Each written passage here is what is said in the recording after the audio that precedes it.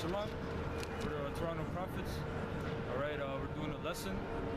Basically, the Spirit got on me to do a lesson about the common board. You know, because the common boards get heated, man. You know, so I'm gonna title this lesson "The Common Board Wars Part 1." All right. I want to say Barakatah Yahweh, Barakatah Yahushai. All right. Double honor to the Apostle Great Millstone. Shalom to the elect. All right. So basically, the brother's gonna bring out Proverbs 28:4. Read that scripture. Proverbs 28:4.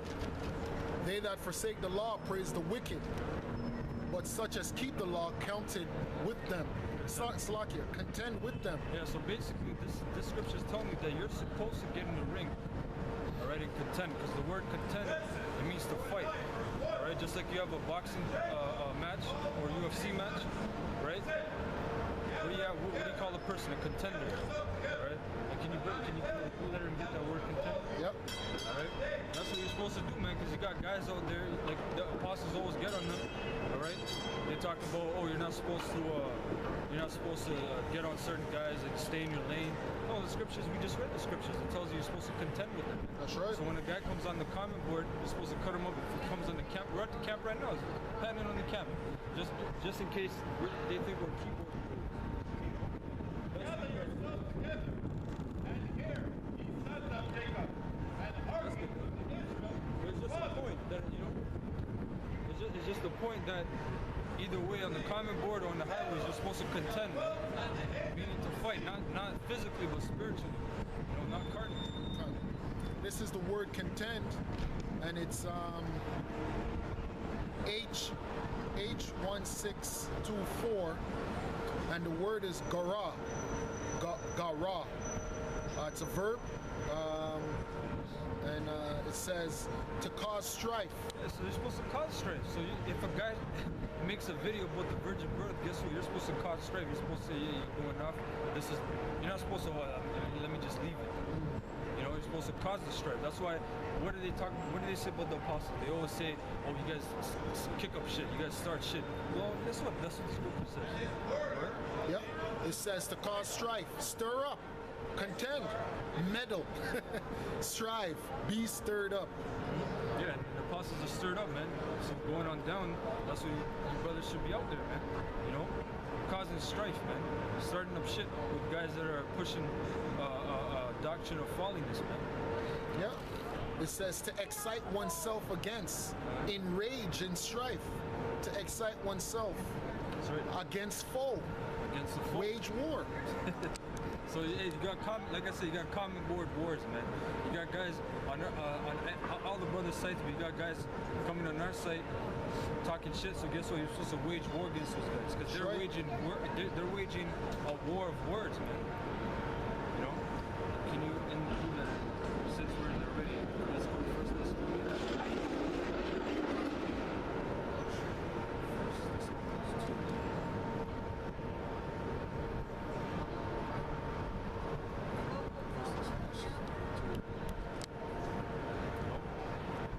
Man, they don't contend. They're just passive. We call them pacifist Israelites. Because you know why? Because their doctrine is off. So when if they check someone check them on another thing, they'll say, oh shit, yeah. You know, so they just stay in their lane, right? So it's sort of one. Yeah. 1 Thessalonians 2:1. For yourselves, brethren, know our entrance in unto you, that it was not in vain. But even after that, we had suffered before and were shamefully entreated, as you know. At Philippi, we were bold in our God to speak unto you the gospel of God with much contention. You see, so that's the same spirit we're coming in. You know, that's Paul writing to the church of Thessalonica, right? So he's telling you we're bold, man. You know, that's through the grace of Yahweh, Hashem Yahushai. That's through the mercy and the power. And it says through what? Through much contention. The demons aren't really out here today because you know why? It's still a little chilly. Give it about 2 months, man. In late May, June, July, we're gonna have all kinds of contention, man. That's just these demons getting stirred up. Sure. People come up, but you got bold demons that come up in -20 weather too sometimes. Right? It says, verse 3, for our exhortation was not of deceits, nor of uncleanness, nor in guile, but as we were allowed of God to be put in trust with the gospel. So we're put in trust with the gospel, the true messages, man, the true understanding of the scriptures. Go ahead. Yeah. It says, but as we were allowed of God to be put in trust with the gospel, even so we speak, not as pleasing men. See? So we're not, when we're pushing, we cut everyone's feelings, man. It doesn't matter who's out there. You know, if a woman's out there and she looks good, we're not going to say, we're going to spare her because she looks good. No, we're going to cut her. If she's going off, we're going to cut her. You know, if a brother comes, even if he gives tights every week, one week he comes his beard is shaved, we're going to say, brother, what's good? You know, you're not supposed to be doing that, man. Not as pleasing men, but God which trieth our hearts. For neither at any time use we flattering words, as ye know, nor a cloak of covetousness. And us these guys flattering words, man. That's Nate, that's IUIC. You know, they have these grammatically perfect speeches, man. You know, everything is just crisp. So these guys get on us because we don't use flattering words. We use these so-called curse words, which just shit, bitch. Those aren't curse words. Man. Nope. That's just called rude speech. Right? That's not profane. Right? Yeah. It says, and God is witness. Nor of men sought we glory. Yeah, so we're not seeking glory of men. You know? Right? Yep. Nor of men sought we glory, neither of you, nor yet of others, when we might have been burdensome as the apostles of Yahushua. That's right. Can you go up to verse 2 now and look up contention? Lift it up in Hebrew. These are powerful words, man. That's one thing. Starting with the apostles, I know Apostle Bar, he always brings it out. That's our craft. Just looking up words, man. So you gotta practice your craft. You know, looking up words. You got Israelite camps that make fun of the GMS brothers because they look up words. You know, but that's, you guys are just being foolish, man. Because if you don't understand a word, how are you gonna fully use it and explain it? And then when you find out the meaning of the word, you actually appreciate the word even more. Right? Yeah, it says Agon, G73, Agon. It says an assembly, a place of assembly, especially an assembly meant to see games. Yeah, so that's going into like the gladiator games back in the day. Which today, modern day gladiator games is what? The UFC, boxing, etc. Right? The place of contest, the arena or stadium. And then the word contest, con means with, test. And then test really means to prove. So with, you have to prove, you know? So that's why we're out on the highways. Anyone can come up, a professor, a scientist, a Darwinist, right? And say, oh, blah, blah, blah. And we have to prove it. You know, we have to prove that this doctrine is the correct doctrine, right? Hence, the contest for a prize at their games. Generally, any struggle or contest, a battle, an action at law, trial. Yep. This is 2 Corinthians chapter 11, verse 6. But though I be rude in speech, yet not in knowledge, but we have been thoroughly made manifest among you in all things. That's right. So that's the rude in speech, man. You guys get all butthurt and just bugged out, you know, but have you listened to the doctrine? You know, have you listened to what we're saying, man, through the Spirit of Yahweh Hashem Yahushua? Right? So bring out that book. So basically, I'm not saying it's fucking up the data on my phone, but I'll put it on post-production. But the comment that the guy wrote, he basically wrote, oh, that we call it blacks and Latinos and et cetera, you guys are lazy and you want everyone to love you and you know, feel sorry for you, blah blah blah. So I went back and forth with the guy, you know, it's page 45. I went back and forth with him, and there's one highlight that I put on here, and he said, oh, we don't owe you shit, you know, because he's saying that everyone else moved on, and you guys are talking about things that happened hundreds of years ago, blah blah blah. So we're gonna show you that really you're gonna find out that the whole world owes Yasser Allah, the Israelites, everything, man. Because we built everything. You know, you guys stole all the resources, all the precious metals, everything from the Israelites, man. You know, so.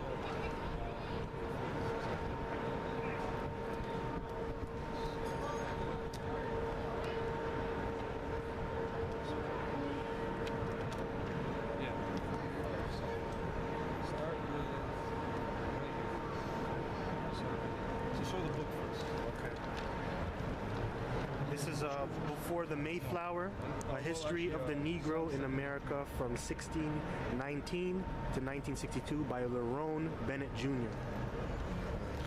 This is page 45. Liverpool in England, Newport in Rhode Island, Nantes in France prospered as slave trading centers. It was a common saying, Eric Williams reports, that several of the principal streets of Liverpool had been marked out by the chains and the walls of the houses cemented by the blood of the African slaves. Which are Israelites, all right, because they were taken from West Africa.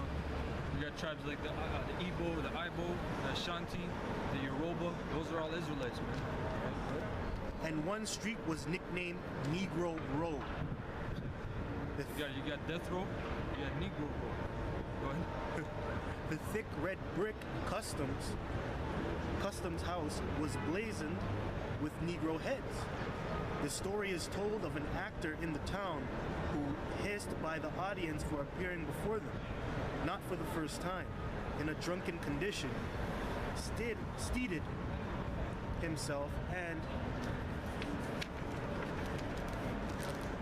declared with offended majesty, "I have not come here to be insulted by a set of wretches, every brick in whose infernal town is cemented with an African's blood." The Western world, Williams contends, is in danger of getting today what the Negro has contributed to Western civilization. The Western world, Williams contends, is in danger of forgetting today what the Negro has contributed to Western civilization. So the Western, was it the Western world? Yeah, the Western world, America, Canada, etc. You guys are forgetting what the so-called Negro contributed to the whole world, basically, civilization. Because now, after the Israelites built everything, now you're saying, oh, you guys are welfare recipients, you guys are drunks on the reserves, you guys are sambos, you guys are killing, and that's another comment he made. He said, oh, you guys are just killing each other. So I commented back. I said, okay. So I said, where are the drug labs in the ghettos? You know, where are the ammunition factories in the ghetto? Where are the weapon factories in the ghetto? Who's bringing that shit in? And he's like, yeah, well, it might be the white man, but you guys still have a choice. I said, there's no choice, man. At the end of the day, if you mentally rape a people and physically, leave them with no job opportunities, right? And basically give them Stockholm syndrome. You know, when they grow up, what are they gonna have? If they have no role models, if they have no political system, if they have no economical system, they're gonna be subject to whatever is given to them. And what's given to them is drugs. What about the media? How much bullshit is spread through the media, man? What are you taught in the media? Yeah, you had this guy, Drake, mayor, what's the fucking mayor's name? John Tory. John Tory, he gave him the keys to the city. But what does Drake promote, man? Does he promote something good? No, he promotes drugs, homicide, gangs, right? How are you gonna give a man like that the keys to the city? Adultery? So you're telling them that's a good standard to be at, Negroes and Latinos, man. That's a good standard. He got the keys. Oh, Drake got the keys to the city. So I mean, I gotta be like him. That's right. Go ahead, brother. The Western world, Williams contend, is in danger of forgetting today what the Negro has contributed to Western civilization.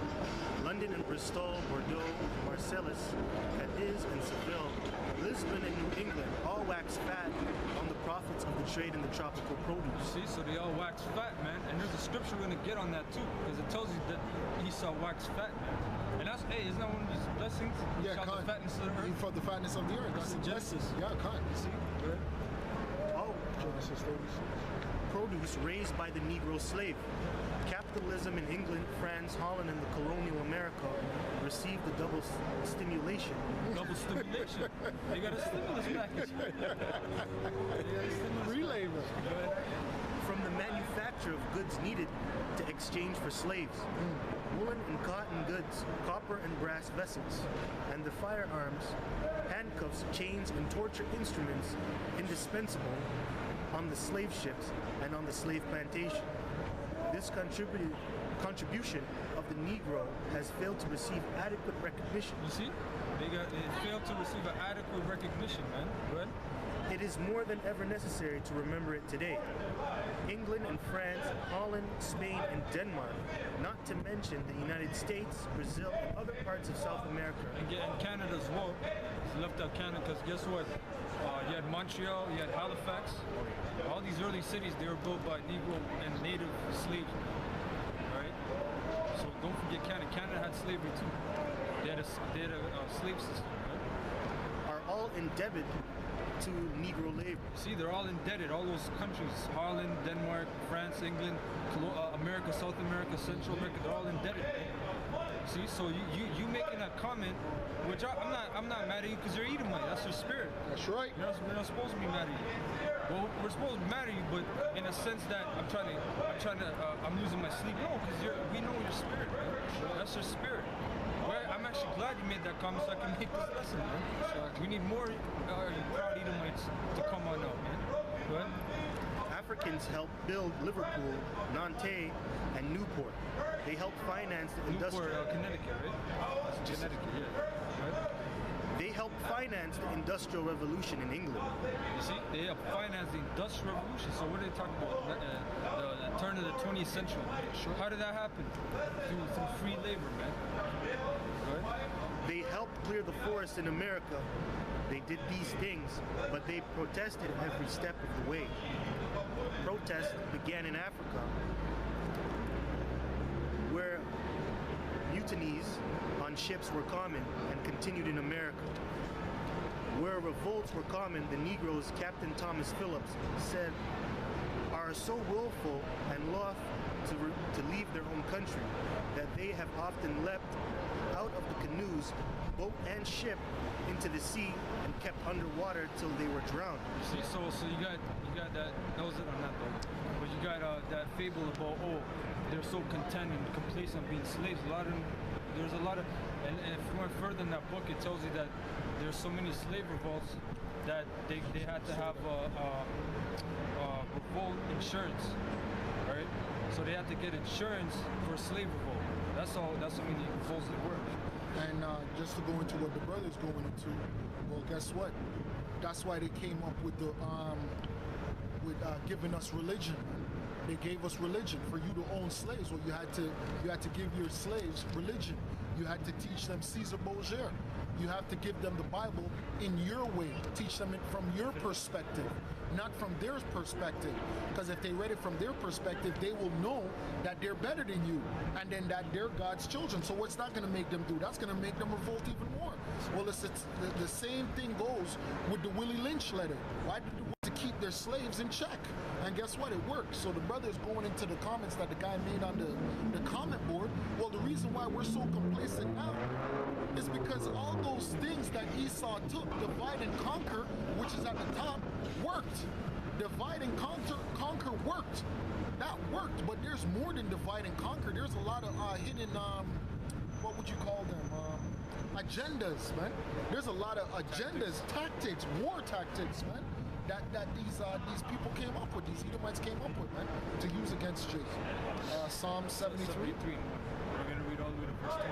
Because remember, we were at that part where they wax fat, right? In Seville, Spain, in Denmark, right? So you guys, everything that you got, capitalism. How was capitalism fueled? It was fueled by the slave trade. Psalm 73:1, a psalm of Asaph. Truly God is good to Israel, even to such as are of a clean heart. But as for me, my feet were almost gone. My steps had well nigh slipped, for I was envious at the foolish. when I saw the prosperity of the wicked. Hey, and see, sometimes we get in that too because, and that's really carnal, but at the end of the day too, because we're royal people, man. Like, we talk amongst each other, we're royal people, so we see these people in these nice cars and they have these clothes and they have the money and the woman. You know, the scriptures tell you not to envy the wicked, for you know not his end. But at the same time, fucking Satan's out here, man. At the same time, everything is ours, man. Remember, the earth was created for us, so all the abundance of the earth was meant for the Israelites. So that's why Asaph, the brother, our forefather, he was envious at the wicked. When he saw the prosperity of the wicked, man. So you see these Edomites, they live in lavish, man. You guys want to see 24/7 Mayweather? That's child's play, man. That's child's play. That's child's play, man. You got these Rockefellers, man, DuPonts, Gettys, Bilderberg Group, all those members, man. They got women that you don't even see, man. You guys talk about these world star hip hop hoes, man. They got women that you don't see. You know, you got all kinds of lavish things that, hey, all the new technology, they're the first to try it out. Then it hits the stores for all you other, for you goyim to purchase, man. Go ahead, huh? It says, verse 3, for I was envious at the foolish when I saw the prosperity of the wicked. For there are no bands in their death, but their strength is firm. They are not in trouble as other men. And that's Esau. They're not in trouble. You Jakes suffering in the ghetto in the inner city. They're in the suburbs, man. They're in Forest Hill. They're in Bathurst and Lawrence, man. They're living nice. And that's just like the middle class Edomites, you know? Right. And they're still living good. But Right. guess what? The judgment is coming, is reaching unto them. You know, good. It says, they are not in trouble as other men, neither are they plagued like other men. Yep. So they're not plagued. So guess what? When the white man came here to the North American Indians, our brothers, guess what? They practice a tactic called biological warfare. They weren't plagued with tuberculosis and smallpox and common cold, but guess who was plagued? Our people. You know. Right? It says, therefore pride compasseth them about as a chain, violence covereth them as a garment. So you got these Edomites when the brothers, when we go up north or west somewhere to a reserve or somewhere desolate where Esau's living lavish over there, man. You got the Edomites there. They got both hands on the head like this is chilling, man, on a lawn chair. They know that they stole the land too. They know that they stole all this land and they put the Gadites on the reserves. But guess what? There's no punishment for them right now, so that's why they're proud, right? All these fucking crackers, they're all Canadian and proud, right? Because no judgment has reached unto them, right? It says, their eyes stand out with fatness. They have more than the heart could wish. You see? So that's what we read in that other book before the Mayflower. They were waxing fat, man. They were waxing fat. Go ahead. They are corrupt and speak wickedly concerning oppression. You see? So what is that going into? Oh, the same comment that fool made about you guys are talking about things that happened hundreds of years ago. And then I brought out to him about you got people that are affected through, it's called intergenerational trauma. Alright? Where you have certain things that happen, it's embedded in the genes and it carries on to the people, man, to the children. But you don't want to hear that though. And one of those things for Jakes is fear. Fear. Everything is they're afraid of, man. That's right. The cops pull up beside of them, they're scared. White people don't get afraid of the cops. It's not in them. It says they are corrupt and speak wickedly concerning oppression. They speak loftily. Loftily means proud. They speak high. You got Edomites that come, oh, what's wrong, guys? Why about the chase? Why are you guys so mad? Just a total delusion. You know why? Because they conquered and colonized everything. Now they're at rest and they're just lounging. But guess what? Everything's coming back on them like a tidal wave. Go ahead. Yep. It says, they set their mouth against the heavens, and their tongue walketh through the earth. Therefore, his people return hither, and waters of a full cup are wrung out to them. And they say, how doth God know? And is there knowledge in the Most High? Behold, these are the ungodly who prosper in the world. They increase in riches. Verily, I say, verily, I have cleansed my heart in vain and washed my hands in innocency. For all the day long have I been plagued and chastened every morning.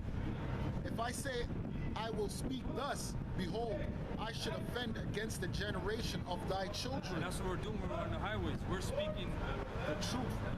We're speaking the truth, nothing but the truth. And guess what? We're offending a generation. That's these new Edomite generation. You know, these Edomites, these college kids, university kids, they come up. Right now, we're standing on Ryerson property, the University of Ryerson, which Ryerson, man, Egerton Ryerson, he was the guy that created the blueprint for the residential school system in Canada.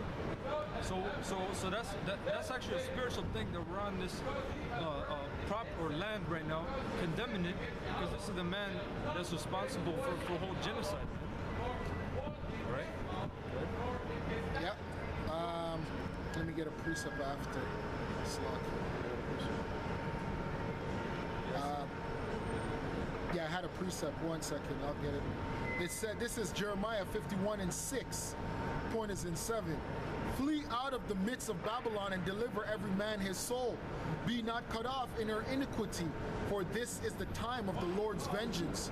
He will render unto her a recompense. That doesn't mean to get on a Boeing 757 and go to fucking Egypt or Israel. It means spiritual. That's why in Revelation it tells you, that's what GOCC, they use that scripture, right? What does it say in Revelation? It talks about flee out of her, Yes, my sir. people. Yep. You know? That's talking about mentality-wise, man. Because guess what? You're gonna go to Egypt. Where do you think the Third World War is gonna be played, man? You're gonna come out. What's that saying? You're gonna come out of the Fire. frying pan and into the fire, or some shit Yeah. like that. Yeah. Or you ran from the bear and a lion has met you. That's right. Yeah, con. This is the point. Verse 7. Babylon hath been a golden cup in the Lord's hand that made all the earth drunken. Yeah, meaning precious gold is the top metal, right? You have gold, you have silver, you have copper, etc., bronze. So a golden cup is that shining, what's a beacon, right? A beacon. It's like a beacon. All these nations, they see, oh, America, wow, the streets are paved with gold. You can come here with $5 in your pocket and become anyone you want to be. American dream. An American dream. It's nothing but a dream. Here comes their dream right now. That's right. Go ahead. Verse 7. Babylon hath been a golden cup in the Lord's hand that made all the earth drunken. The nations have drunken of her wine, therefore the nations are mad. And See? if you wanted to get a precept, but back in Psalms, Yeah, just finish it to 20. yep, it says, if I say I will speak thus, behold, I should offend against the generation of thy children. When I thought to know this, it was too painful for me until I went into the sanctuary of God. Yep. Then understood I their end. You see, so that's the scriptures. That sanctuary is the scriptures, man. So that's like a brother that comes on the highways. He finds out, oh my God, the Illuminati, the white man, this and that, and he actually gets frightened, you know. But then when you come, you know, when you mature and you evolve, then there's truth, you know. You come in the scriptures, you understand the end, man, and it's not frightening. Because all this shit, all these Alex Jones, they come fear mongers. Oh, we have to create a new America. You know, we have to make America great. We have to stock up and Yeah. get arms and Yep. When you come to the knowledge and you find out the truth of the matter, yeah, you're actually happy, man. Because you know that there's an end to this madness, man. And the end is beautiful. How by Hashem Yahushua willing we are the elect, and we see it and we can experience it and taste it, man. It'll be a beautiful thing, man. You know? Was it up? no. It says, surely thou didst set them in a slippery place. In slippery places, thou castest them down into destruction. How are they brought into desolation? As in a moment they are utterly consumed with terrors. As a dream when one awakened, so, O Lord, when thou awakens, thou shalt despise their image. Yep. See, what's the image image too. You have in Revelations, you had the beast and the image. This is whole system. This is upholding. This whole facade, man. This is Second Esdras, chapter 6, verse 9. For Esau is the end of the world, and Jacob is the beginning of it that followeth. That's right. So Esau's the end of the world, man. So this is the last kingdom that's going to reign on the planet before the Israelites kingdom. Right? This is the last wicked ass rulership, man. Right? The hand of man is betwixt the heel and the hand. Other question. Esdras asked, thou not. So get the book.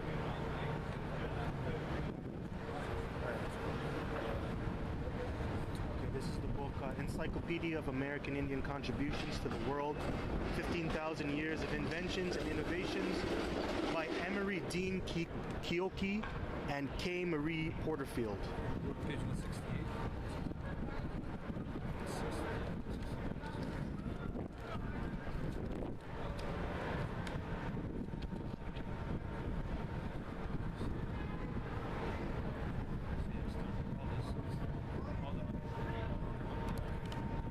This is page 168. Medicines, Patent, American Indian Influence on North American Cultures. Many of the makers of popular patent medicines sold in the United States in the 1800s and 1900s claimed that their recipes were the work of American Indian healers. So I can read that again? Okay.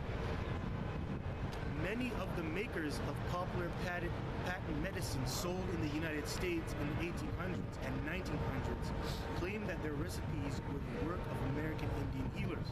So all these medicines, you had these dudes on these trolleys, these carriages with horses, and they had all these bottles, tonic bottles, medicine, and they knew that the Gadites, they knew the medicines of the earth. So if they put that image of, oh, this tribe, this is their formula, and it works for this and that, they would get more sales, basically. Often these were false claims, Yep. but they helped to sell those tonics and cure alls. By the mid-1800s, an estimated 75 Kickapoo medicines shows traveled across the North American continent at the same time, selling potions the merchants claimed were made from genuine Kickapoo formulas. The Kickapoo is a tribe, right? The Kickapoo are a western Great Lakes tribe. The largest of the entrepreneurial extravaganzas had as many as 100 performers and sold thousands of bottles of patent medicine a week. A week. So they sold thousands of medicines a week. Right? Europeans who moved to the Americas quickly discovered the benefits of American Indian herbal cures. Spanish missionaries reported and adopted indigenous methods of treating diseases, and the conquistadors routinely put more faith in native healers than in their own physicians. See, so they were so savage. Why would they put more faith in native healers than their own physicians? They had none. Europeans who settled the eastern colonies of North America trusted in Indian remedies so much that after federal regulations made provisions for the patenting of medicinal formulas in 1793, about 60% of the hundreds of tonics on the U.S. market bore Indian images. A lot of those bottles, if you go to Shoppers, right? You got I don't know if you have seen it. You got a Gatorade on the box, and it's for it's basically a liniment, and the title is Lakota. Oh, for your lower back. Lakota, yeah. it's like a salve. It's for bruises or muscle sprain, and shit like that. And it says Lakota, which is the tribe. And you got a Gatorade on there, so that holds true to this day, man. And hold on, are the Lakota getting money for that? Hell no, man. They're in South Dakota. You have Pine Ridge. That's the most poorest place on the Western Hemisphere, next to Haiti. That's the third world in the United States, right? These eventually included such medicines as Dr. Kilmer's Indian cough cure, constipation oil, consumption oil. See, so you got these crackers, they learned from the Gadites, then then they took the formula for themselves and said, "Oh, this is I got the permission of the tribe or whatever. So this is authentic Indian, blah blah blah." And then they started selling it for themselves, right? Kickapoo Indian cough cure, Indian oil, and sagwa, wigwam tonic, Comanche war pain ointment, and Seminole cough balsam. Yeah, balsam. So that's the word I want to get. That's in the scriptures, man. A lot of these things we're reading is in the scriptures. A balsam is basically a balm, which is spelled B-A-L-M. A balm is like where you get tiger balm. You go to the dollar store or a convenience store, you got tiger balm, but you got better things. It's really a salve. You can put it on your chest, rub it on your chest if you have a phlegm, if you're sick. If you have like a bruise or a sprain, you can rub it on you, and it'll increase blood circulation and reduce inflammation. So all these things are in the scriptures. We're gonna Genesis 43 verse 11. And their father Israel said unto them, if it must be so now, do this. Take of the best fruits in the land in your vessels, and carry down the man a present, a little balm, and a little honey, spices, and myrrh, nuts, and almonds. That's all in the scriptures, man. So it's that balm, right? Yes, Can you look up that word? B-A-L-M.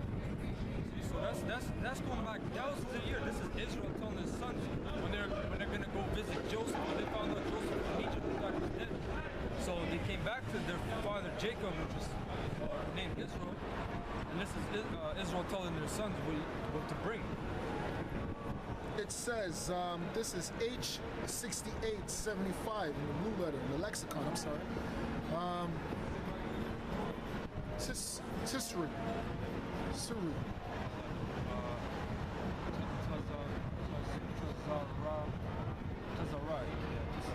The water, bro. Tazarai. You gotta get in that Hebrew. Tazarai. It says a kind of balsam, balm, salve, as merchandise, as a medicine. So you see, that's from the scriptures, man. And the Gaddites were doing that. The Esau took it and started selling the formulas. And the thanks that the Gaddites got was a little picture of a tantu. It says the balsam distilled tree or fruit growing in Gilead used to used for wounds. Yeah, for wounds. From the root. I don't know what that word is. From the root. Tazarah. Yeah. Hey, because you put this is the side. You've seen these things, you know? It's like a tiger balm, which tiger balm is basically menthol crystals. That's why when you put it on, the first feeling you get is like a ice chill. Yeah, sure. It's like a chili, but it's also hot. Because you can put peppers in there too. You know, it's basically like a hot and cold liniment. That's what it is. You know? Yeah, like Vicks, you know, but it's more serious because you can put herbs in there. You can put cayenne pepper, some menthol, peppermint, eucalyptus. So you know, so when you got a bruise, it's good to put cold and hot. Because the hot, it helps the cold. Like why you put on an ice pack when you get bruises? You know, it helps to heal them quicker. So it's the same thing. That was it. Yep. Can you get Jeremiah 8:22? You know, because all these things are in the scriptures, man. So we're gonna keep quoting you, man. You said we don't know your shit. The whole world knows Yasharal and everything. Everything. All right, and this is small, man. This is something the Lord maybe drew up to. This is something small. We can do a whole volumes of Israelite inventions and just normal little things. So when you see a tiger balm there, you know, in your store, or you go to Shoppers and you go and you see, go to any Shoppers, you'll see it's a Lakota, and it's a bruise rub or ointment. That's all from Jake. Right. It says, this is Jeremiah 8, verse 22. Is there no balm in Gilead? In Gilead. Yeah. Which is what was in where the tree was from. Is there no physician there? Why then is not the health of the daughter of my people recovered? So the Lord used that analogy of balm as a medicine. So why are you not healed? That's a powerful thing, man. It's a powerful thing. If you wake up and you got phlegm and you're coughing and you feel you can't breathe, you put some salve on there or balm, you know, or balsam, was also called that. Here, you put it on your chest, rub it on your chest, man. It'll break all that shit up. Put it on your throat. But this hurt that it's talking about, the Lord gave us this hurt. That's right. No man can cure. That's right. Cotton. Yeah. So yeah, after that, just read the last two. Finish there? Except for the presence of their images on labels or their participation as entertainers in medicine shows. Indian people had little to do with the creation of the hucksters' formulas. Hey, you see? They had little to do with the huckster's formulas. What's a huckster? That's another word for a hustler. That's where the word hustler comes from. And in the scriptures, there's a scripture we're going to get, 26 and 29. Yo, read that part again now. Okay. Indian people had little to do with the creation of the hucksters' formulas that tended to be short on herbs and high in alcohol content and sugar. So they didn't, these crackers, they learned the arts, but they're so demonic that they took out the herbs and they just put in sugar and alcohol. Which sugar is what? It's addictive. Sugar is addictive. That's why once you get a child hooked, if your child's 1 and you get him hooked on sugar, good luck trying to make them drink water. You got them on those bullshit juices, man. Good luck, man. You got Captain Crunch, Lucky Charms, all that shit. Good luck, man. You know, because sugar's addictive, so they put alcohol and sugar in it. And they didn't put the herbs they're supposed to put. That's Esau, that's the devil. He'll learn something. That's why in Job it says you are physicians of no value. Because you'll learn something good, but that like we're bringing out, that Cain spirit will come out and say, fuck that. I'm here to tear shit up. I'm here to make people feel bad. Right? 26 and 29. This is Ecclesiasticus chapter 26, verse 29. A merchant shall hardly keep himself from doing wrong. Yep. And a huckster shall not be freed from sin. You see? So that's what Esau was doing, man. Esau was a huckster. And they shall not be free from sin. And that's why a lot of people too, that they would say, they would come to a town, right? Out west, crazy ass cowboys, man, gunslingers. They would say, oh, I got the elixir of youth, or I got the tonic of life. Of life. Man will drink it an hour later, he'll cap his ass, man. He'll say, this doesn't work. You know? It didn't heal my leg, or it didn't do this, or it didn't say what you said it would do. Okay? So you shall not be free from sin, because guess what too? You're ripping people off. You're lying to people. And you're taking their money. You're not giving them the value of the herb. If you make a, let's say you make a tincture for someone, you say, yeah, brother, this and that. And you put half of what you're supposed to put in, it's less potent. And you take that brother's money, guess what? You sin, man. If you got that hustle mentality and truth, you're not gonna make it, man. Because that's a sinful road. That's a sinful path, man. All right. In time, in time, patent medicines called nostrums gained an enormous following, and unscrupulous entrepreneurs began cashing in on the market. And they weren't entrepreneurs, they were thieves. That's right.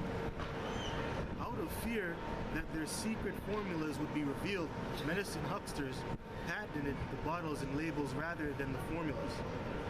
By 1859, yearly sales of patent medicines topped 3.5 million. Look at that. That's 1859. $3.5 million, man. You can't even fathom $1 million. Because getting paid $5 a week was a lot back then. Remember in Austin Powers when I think it was first or the second one when he went on the TV. How much do you want? And he's like, I think. $1 million. No, he's like 100. I think he said 100 million. Yeah. And then they started laughing because said that money doesn't exist in the 70s. And it was in the 70s or 80s or something like that. So this is $3.5 million back in 1859. That's a lot of money. That's a lot. You had, I remember, there's a one of those facts, random facts. Back in the Great Depression, the 20s, you can buy vegetables and fruits. There's certain fruits like, you know, you got bananas 97 cents a pound. You got certain fruits and veggies that costed a penny, man. Oh, yeah. It just costs a penny. Hey, back in the day, you know, when grandparents now they give you a toonie or a loony or Yep. now they give you $5. These new kids, Yep. because inflation and shit. Back in the day, if you got a nickel from your grandpa, got a quarter. you were good, man. Or a quarter, you were good, man. You know, so that's a lot of money, right? Patented the bottles and labels rather than the formulas. By 1859, yearly sales of patent medicine topped 3.5 million. And later, the U.S. government levied a special tax on them to help with the Civil War effort. You see, so they were making so much money, the government looked at it and said, we got to tax these guys, man. They make a lot of money. Right? The medical community vehemently fought the patent medicine makers. In 1864, Jonathan Neeland presented a paper to the American Medical Association asserting the state of medical knowledge among these Indians. Onondagas may be briefly told. Their knowledge of remedies and of diseases is so vague and limited that it is a marvel why any sane quack should think to add to his popularity by styling himself an Indian doctor. And you see, so that's when these pharmaceutical companies were coming up big, and they said, no, we can't do this because a lot of these pharmacies are actually helping people. And that's when all these FDA, all this bullshit, Food and Drug Administration, they started coming up on these herbalists, on these naturopaths. They said, we can't do this anymore. That's why he went to the administration, the government, basically said, and the medical association. They started cramming down on them, man. They said, basically, they're taking money from us. Because today, what do they have? They have chemotherapy, cancer. Cancer itself is a multi-billion dollar business. I'll say, yeah, business. I'll come out and say that. It's a business, man. You know, they make a lot of money off that. You know, so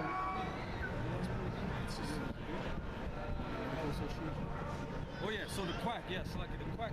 The funny thing about the word quack too, because they'll call you a quack, you know, like when we talk about natural cures and remedies, they'll call you a quack. The funny thing is the word quack, it actually comes from them, because the word quack comes from quicksilver, which is English or I think German for mercury.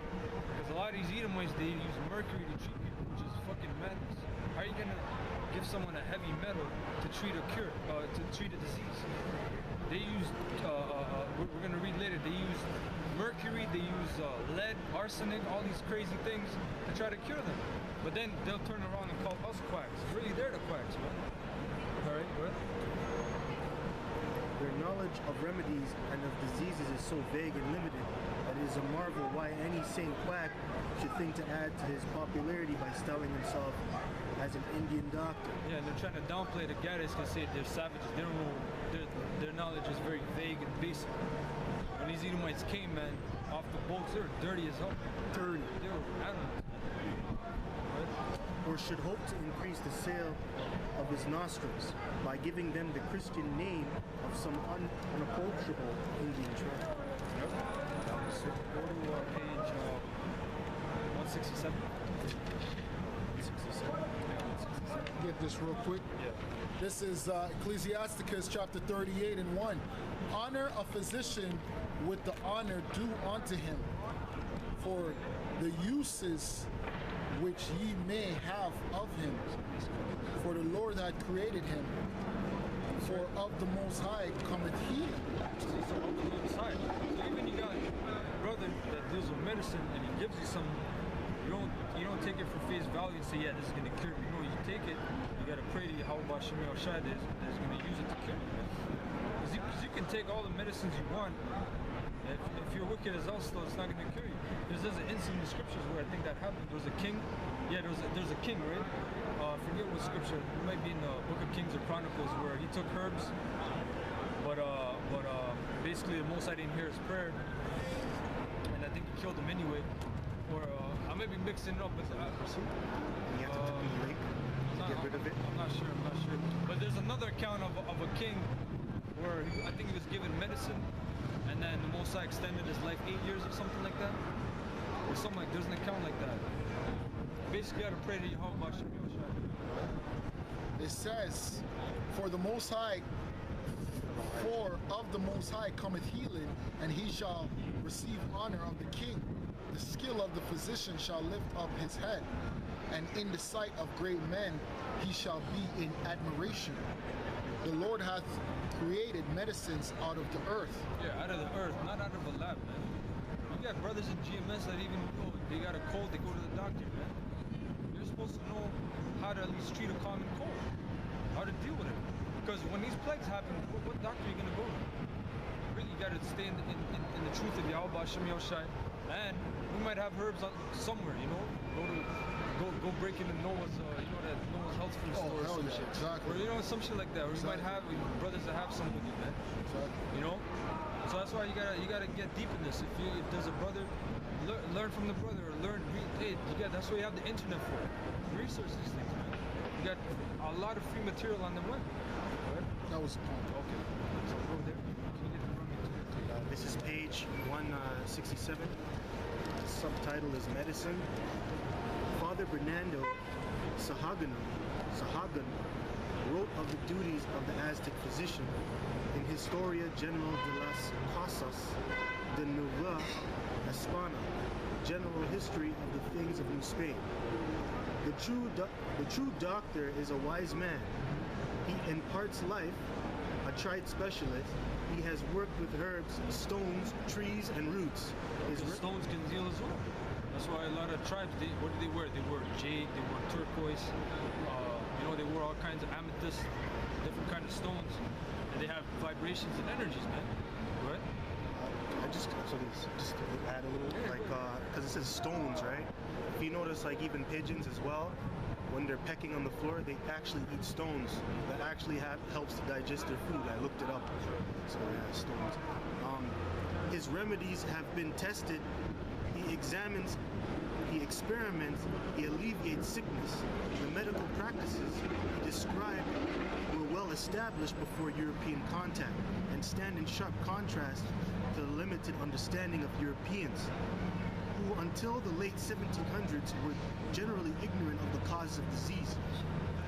They held that illnesses was divine punishment for sins, and because of this view, the sick often went untreated in Europe. See, so they're right on that part, because if there's a big plague, that's of the Most High, man, because that's in the scriptures.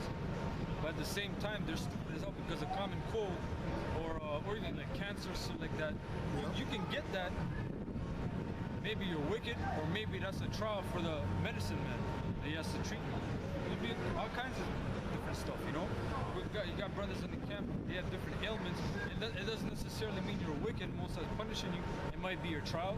It might be something to go through. It might be you going on a path to heal yourself. It might be all kinds of stuff, you know? But that's why they look down on homeopathy. Homeopathy looks at the cause of the disease. Allopathy, or the allopathic method that all these pharmaceutical companies and this whole health industry is based on, they treat symptoms, not the cause. They don't look at the cause, they treat the symptoms. Alright, so you have cancer, you have this and that, we're gonna attack it. Alright? Go ahead. When doctors in Europe gave medical assistance, their treatments of choice most often were bleeding. Yeah, they would bleed you, they would poke you and just make the blood come out, because they thought, the blood is unclean, but that's not how you fucking clean blood by letting it leak. Because that's where all the fucking life is, man. What? Were bleeding, vomiting, purging, and blistering. Although they use botanicals to treat illnesses, they often combine them with ingredients such as blood, dung, urine. See? There's some nasty Edomites, man. Jeez. Blood, dung, which is shit, Old English for shit, and urine, man. Jeez. You see these base ass Edomite, man? Like a faggot. That is a faggot. Go ahead. Beginning in the 1600s, they added metals such as lead and arsenic. You see? So they will try to heal you with lead and arsenic, man. Always base, man. What? To their medicines, doing their patents more harm than good. Patience more harm than good. Bloodletting, harsh emetics, and blistering, burning the skin until it is blistered. Wow. Were also standard treatments in Europe. Yep. Another factor that promoted lower rates of disease was an emphasis on personal hygiene and sanitation. Daily bathing was routine among indigenous people throughout the Americas. You see, so they bathe daily, man. So that was the thing of cleanliness, which is in the scriptures too, right? As was disposing of human waste far from villages and camps. That's the law in the scriptures. That's the law in the scriptures, yeah. Bring that up, Deuteronomy. Because back in the ancient world, especially when we were in the wilderness and we were fighting all these nations, you had the camp of Israel. And when we were at war with other nations, basically you had to keep that place clean, man. It tells you even if you were unclean, which means if you had sex with your woman, because when you what's that word? Ejaculate? Ejaculate. But you know the old English term Yeah, we it used to was, use? I forget the word. But yeah, like the brother said, when you ejaculate, you're unclean until the evening. So guess what? If you're unclean, that's uncleanness in the camp. So that man had to go outside the camp, wash himself, wait till sundown, then come back in the camp. So guess what? You're not crazy Israelites having sex and all that shit. If you have to go to the bathroom, do number 2 or number 1, guess what? You have to go outside of the camp and then come back in, because the Lord, you know why? Because the Most High was amongst the camp, man. You know, and he's pure and righteous and clean, man. Go ahead. Deuteronomy 23, man. Deuteronomy 23, verse 11. But it shall be, Sorry, 9. verse 9. When the Deuteronomy 23 and 9, when the host goeth forth against thine enemies, The then- host is the army, so yeah, the army will go against their enemies. Go ahead. it says, when the host goeth forth against thy enemies, then keep thee from every wicked thing. Yeah, keep thee from every wicked thing. Go ahead. If there be among you any man that is not clean by reason of uncleanness, that chanceth him by night, Yeah, if you pop your woman by night, go ahead. then shall he go abroad out of the camp. Yep. He shall not come within the camp. Yep. But it shall be when evening cometh on, he shall wash himself with water, and when the sun is down, he shall come into the camp again. Thou shalt have a place also without the camp, whither thou shalt go forth abroad. And thou shalt have a paddle upon thy weapon, Yeah, a shovel, like a paddle. Go ahead. and it shall be when thou wilt ease thyself abroad, thou shalt dig therewith, and shalt turn back and cover that which cometh from thee. Which is a number 2 when you take a shit. Right? That's what it's saying in Old English term. So when you ease yourself, you sit down, right? You dig the hole, shit in it, you put it back out. So you can't even do that in the camp. So that was a holy thing. So read that part again, man. That's straight from the scripture. That's a lot of the Gadites practice. Right? Because they wouldn't have that within their camp. That would be uncleanness. Right? Right? Among indigenous people throughout the Americas, as was disposing of human waste far from villages and camps. You see? So that's why even that show, Satan, even that show, I tried to make you Kapayam watch, that Reserve, it was silly as hell. Oh, remember that show? No, the other one. The one based on the movie, Adam Beach. But there's a show, basically there's a Gadite woman, she's like a medicine woman. They're trying to make her have a plumbing system and toilet in her house, but she said, no, I don't like the idea of that. You know, I like to go through. That's all filth. 'Cause guess what? All that plumbing, it doesn't leave the plumbing. Some of that shit stays in there. That's right. You know, a lot of mold and all that shit happens. So guess what? Having a toilet in the house, that's all. And they even they did a report on it about after you ease yourself, you're supposed to actually close the toilet and then flush. Yeah, because all the fecal matters, Yeah, it They comes come up, back man. up. Yeah, you know? the fumes as well. Yeah. That's right. The colonists Oh, yeah, but there's more than that. Okay. It says, "For the Lord thy God walketh in the midst of thy camp to deliver thee, and to give up thine enemies before thee. Therefore shall thy camp be holy. Therefore shall thy camp be holy, that he see no unclean thing in thee, and turn away from thee. Thou shalt not deliver unto his master the servant which is escaped from his master onto the. Was that the point? That was the point. Okay, so you see that's in the scriptures. Go ahead. The colonists, most of whom who rarely bathe or wash their hands, They don't wash their hands. Go ahead. dump their slop buckets into the streets, spreading disease among themselves as well as among American Indians. Yep. That's a lot. That's how a lot of these diseases pass through. Man. That's right. Hey, a lot of these Edomites, man. That's why we don't shake hands, man. A lot of these Edomites, they do all their bullshit nastiness. They don't even wash their hands. No. And then they come, I want to shake your hand, sir. We don't shake hands, man. You guys are the same pilgrims and colonists that you were, man. Right? Good nutrition also helped to keep American Indians relatively healthy before the European invasion. Diet. Yeah, diet's a big thing, man.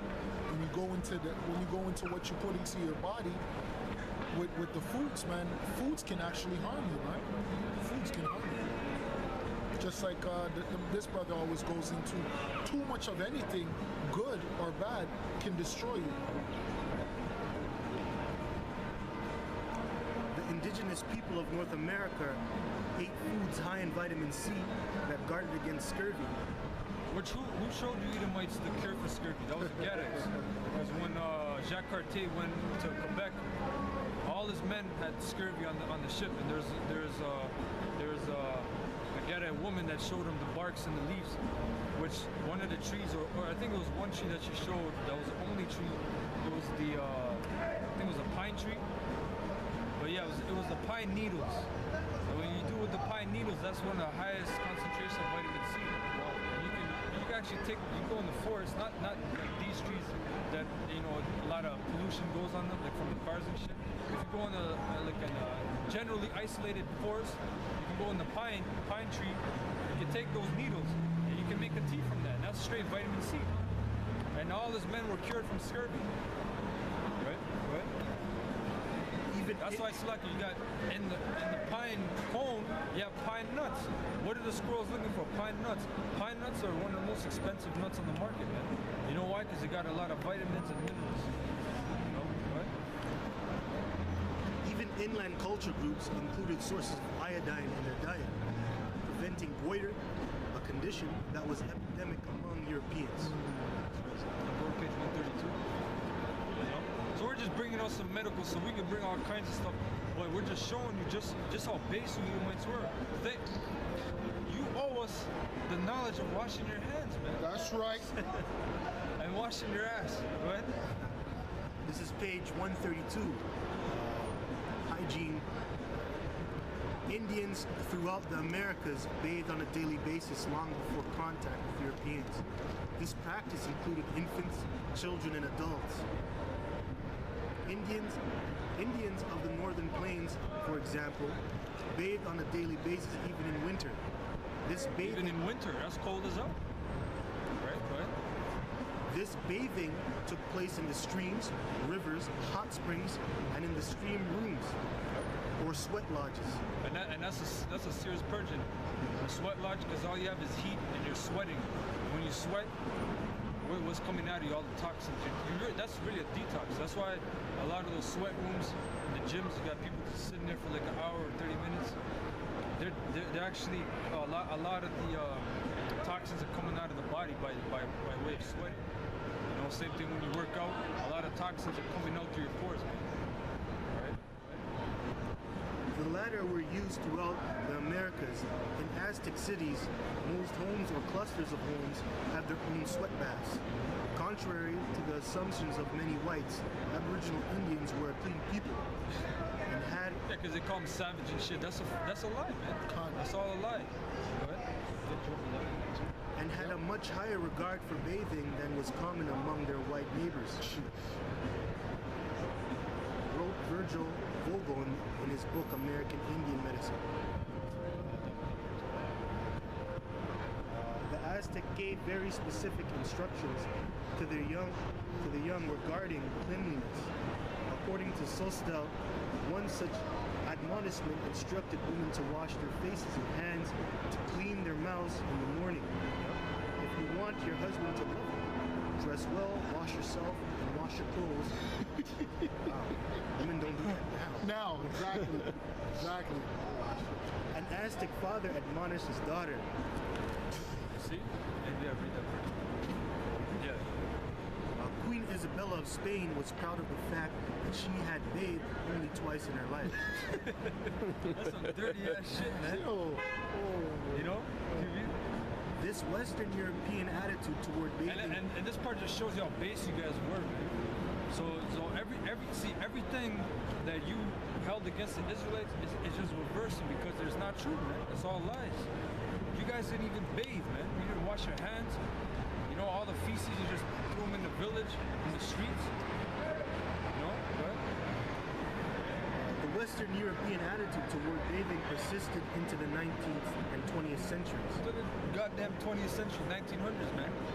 What? They viewed bathing as something that would endanger their health. Hey, what is that scripture in Isaiah 24? It tells you that, in Isaiah it tells you that he turneth upside down. Yeah. Turn it, it's roughly paraphrasing, you know? What? Rather than improve it, a law passed in Boston as late as 1845 forbade bathing unless a doctor prescribed it. So there's a law in Boston that was passed that forbade bathing. And what year was that? 1845. 1845. So isn't that you prestigious, civilized British in Boston? Were you colonists? 13 colonies? You actually forbade, you had to get a prescription from a doctor to bathe, man. That's some crazy, and you wonder why all these diseases were spreading, man. What? In the mid-1800s, Daniel Drake, an American physician, wrote, "An overwhelming majority of the population seldom bathe at all. Of the efficacy Seldom means little, right? of the efficacy of daily bathing and preservation of sound health and a hardy constitution. There can be no doubt, and it is much to be regretted, that the practice cannot be made more general. My God. Despite the fact that American Indians were concerned with personal cleanliness for hundreds of years prior to contact, colonists who rarely washed their hands even to perform surgery frequently branded them with the epithet dirty Indians, although personal hygiene undoubtedly became a lower priority than survival for indigenous Americans. After the European invasion brought waves of disease and near starvation, That's right. the notion of filthy savages is not based on historical truth. See? So it's not based on historical truth, man. So you call them savages. You guys weren't even washing your hands to perform a surgery, man. You know? Get that scripture. Read that. Job 11:2. Should not the multitude of words be answered?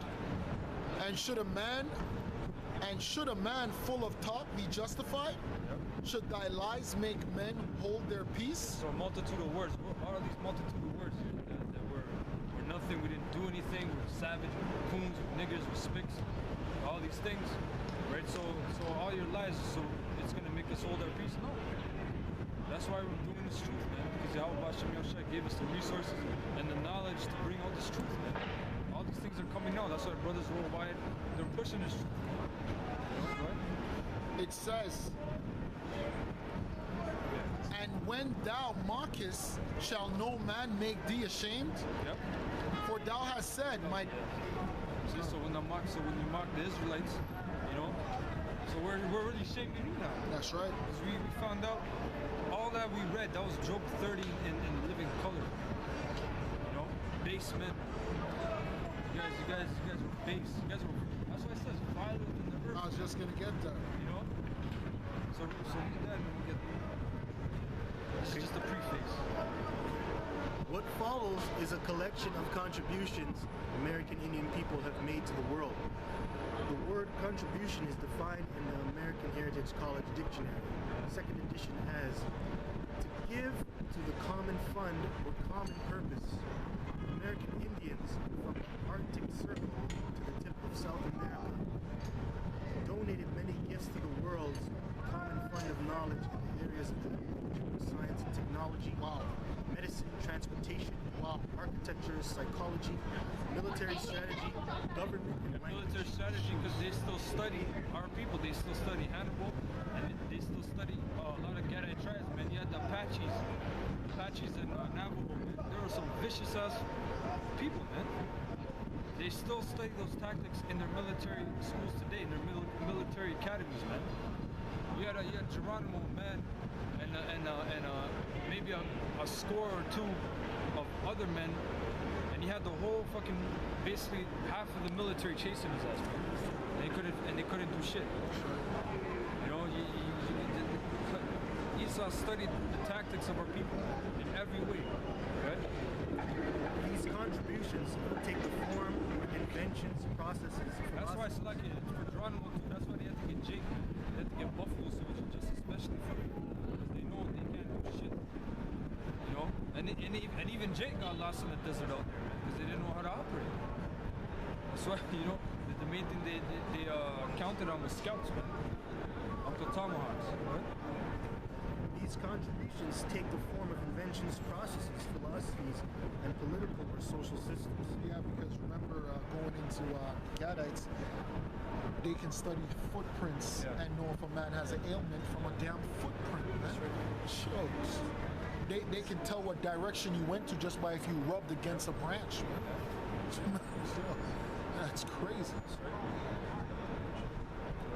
For the most part, until the late 19th century, they remained unrecognized Hey, outside. that's why it's lucky. There's a movie, I can't remember, it's not in my head right now, but the guy was tracking someone, Yeah. or trying to track, no, he was doing something, and they're like, come on, man, can't you find where he's going? He's like, he turns, he's like, I'm not Navajo.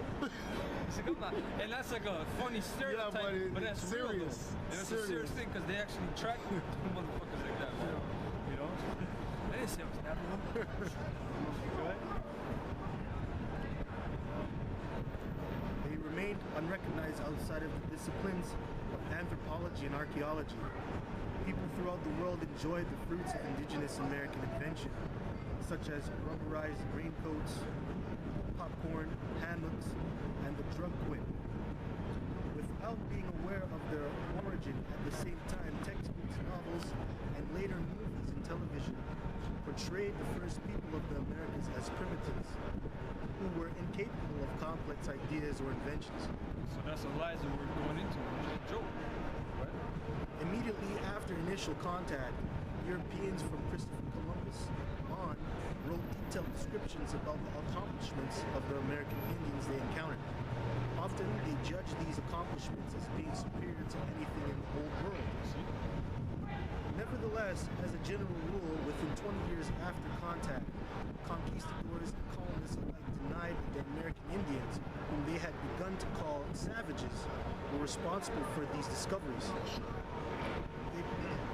They were so certain that Indian people were incapable of discovering the technology they had encountered that, soon after the voyages of Columbus, they began spreading rumors throughout Europe that the Americas were the site of settlement for a lost colony of Christians or a lost tribe of Israelites.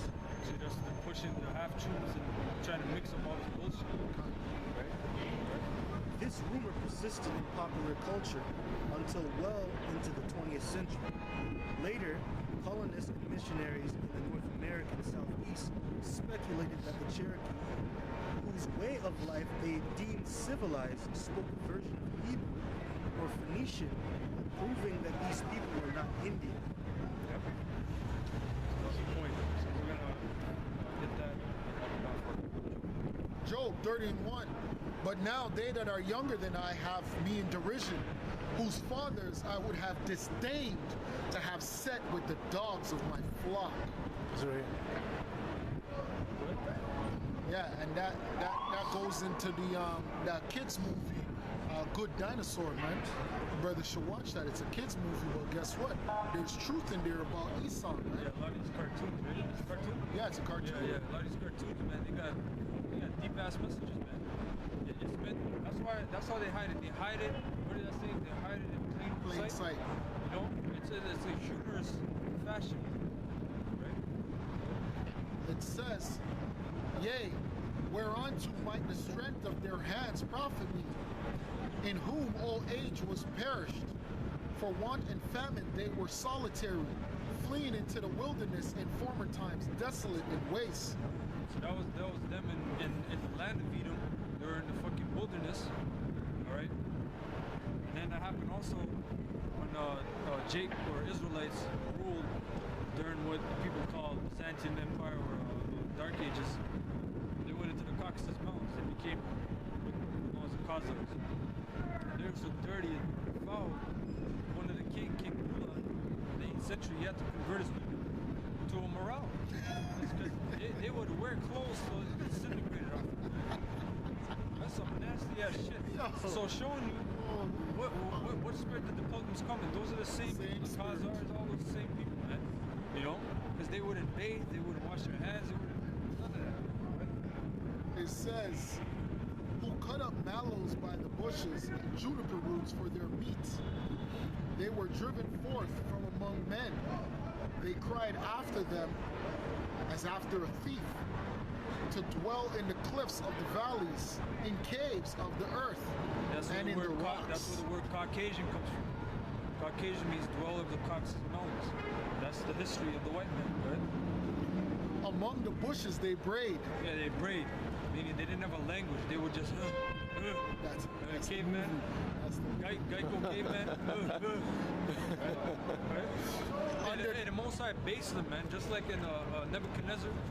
He made him grow claws, and he basically became like a beast, man. He started eating the grass in the book of Daniel. That's what he did to the Eagles. Among the bushes they brayed, under the nettles they were gathered together. They were children of fools, yea, children of base men. That's right. No, and don't forget that, man. So when you say the world doesn't know your shit, you owe us everything, man. Because Israelites did everything. They showed you the way of life. Right? It says, they were children of fools, yea, children of base men. They were viler than the earth. And they were nasty as hell.